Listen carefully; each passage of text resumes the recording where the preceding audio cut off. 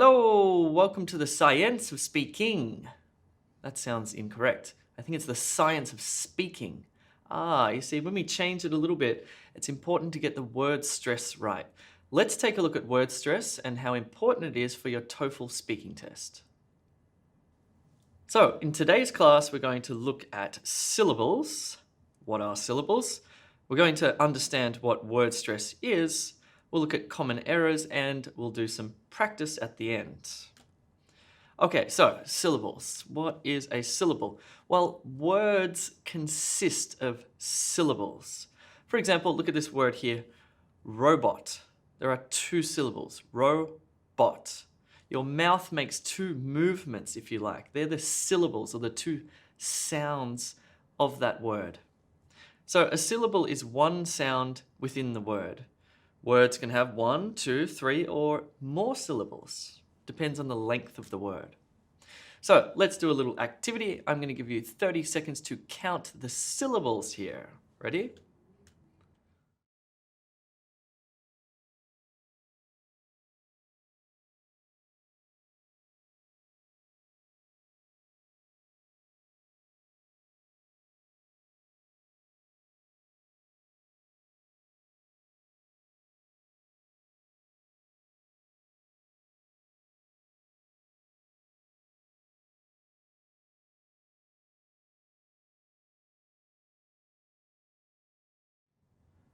Okay, let's take a look at the answers. So, dog, 1 syllable. Robot, 2 syllables. Fantastic, 3 syllables. Helicopter, 4 syllables. Personality, 5 syllables. So it's important to understand that they are syllables. Let's see how they now apply to word stress when you're actually speaking. So to be easily understood, that's the name of the game, being easily understood, you need to stress the correct part of the word or emphasize the correct part of the word. To stress a syllable, you make it louder, higher, longer. Weak syllables are softer, lower, shorter. Okay? So that is word stress. You're emphasizing a specific syllable in the word. Now, it's important to understand that some languages do this naturally. In English, it's a stress-based language system, all right? Other languages are syllable-based languages. Let's take a look at this. So, English, Thai, German, Russian, Danish, Swedish, Norwegian, Dutch, European languages, Portuguese, and Persian, Farsi, are stress-based languages. That is, they're a bit like Morse code, like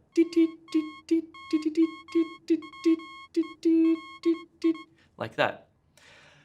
Other languages are syllable-based languages, like French, Italian, Spanish, Icelandic, Cantonese, Mandarin, Turkish, Korean, South Asian, and Dravidian. A lot of Indian languages are syllable-based languages. So you're not saying the words thinking about the stress. Your languages are more like there's a more even amount of stress on each syllable, okay? So if you come from a syllable-based language, you're going to find it quite difficult or unusual when speaking English and applying word stress correctly. So let's stress the correct part of the word. Maybe you know how to do this naturally, or maybe this is going to be the first time you've ever thought about this. Anyway, have a go and then I'll show you the correct answers.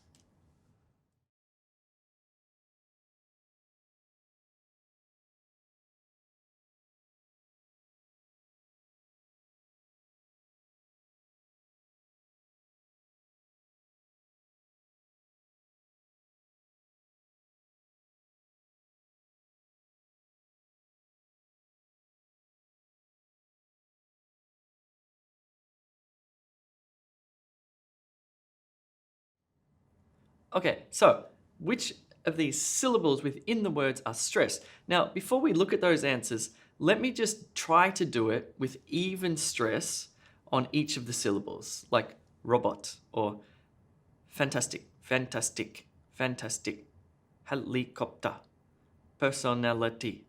It's strange for me because I come from an English-speaking background. So what I would do is place emphasis on dog, robot, The emphasis on the first syllable in robot. Fantastic. Fantastic. Emphasis on the middle syllable there. Tas gets the emphasis. Helicopter. Helicopter. Emphasis on the first syllable. The other syllables have less emphasis. Personality. She has a great personality. Personality. Na, na, na gets the emphasis there. How do we know which syllable to place emphasis on? That's a difficult question. That's up to you to start to listen to the way that people speak English and notice that which syllable is emphasized. Okay, let's look at some common problems. First common problem is too much stress, like robot, robot, fantastic, helicopter, personality. Okay, too much stress, too even, you don't want to do that. Next problem is stress in the wrong place, like robot. Bill Gates developed a new robot. A what? Oh, you mean a robot, not a robot. What about fantastic? Fantastic. Oh, that's fantastic. That sounds really weird. What about helicopter? Look, there's a helicopter. That sounds strange as well. What about personality? Personality. Personality is just wrong. Even though I can sort of tell what that word is, it takes me a few seconds to go, what? Oh, personality. Okay, let's do a little exercise. I want you to write down the word that you hear. Number 1, reward. Reward. Number 2, gradually. Gradually. Number 3, shaping. Shaping. Number 4, calamari. Calamari. Number 5, money. Money. Okay, so what I was doing there was purposely putting the stress on the wrong syllable. And maybe you found it difficult to understand the word that I was saying. So let's take a look at the correct stress here. So here is the incorrect stress. Like I was saying reward, but in fact, the correct stress on the syllable would be reward, reward, reward. This gets stressed. And instead of gradually, that's wrong. It's gradually, gradually. This gets emphasized here. Instead of shaping, that sounds weird. I say shaping, shaping, shaping. This gets less emphasis here. And calamari, what? You're going to order a calamari salad at the restaurant? No, you're going to order a calamari salad. And of course, money, money. Emphasis on that first syllable there. Okay, now let's apply our understanding of what we just learned about the importance of word stress to a TOEFL speaking question.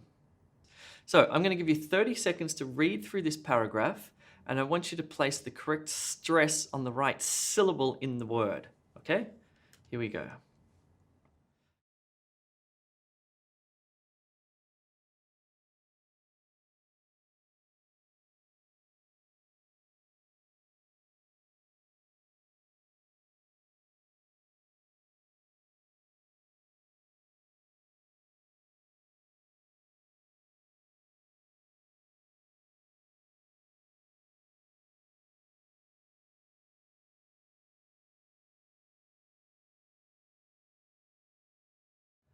Okay, so this would be incorrect word stress.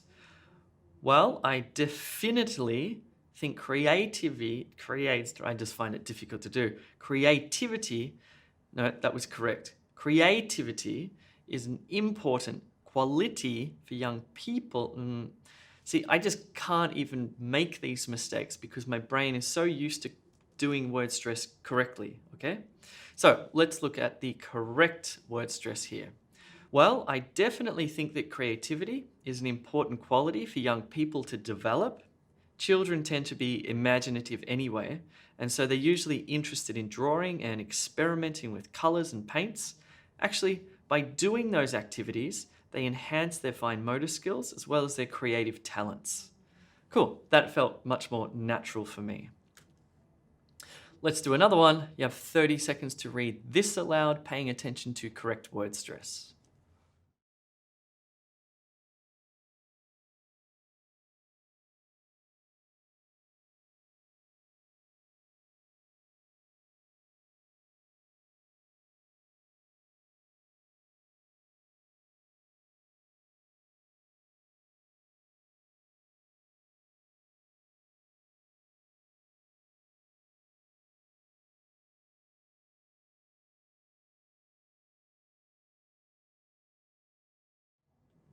All right, let's have a look at the correct word stress here. So from my perspective, I'd say that it's a combination. There's no question that some people have an inherent natural talent for art, and it can manifest at a very young age. Having said that, the majority of great artists also dedicated their lives to studying and improving their skills through intensive practice. Correct word stress sounds good, and you should do this in your exam. Cool. If you're not yet a subscriber to this wonderful YouTube channel, you should click that subscribe button now. Cool. I hope you found that helpful. Word stress is really important, especially for those of you who come from a syllable-based language background. It's going to be a little bit strange for you. You need to start to pay attention when you're listening to word stress, and you definitely need to start using it, especially in your exam. If you need any more help, check out e2language.com. You can always join our live speaking classes.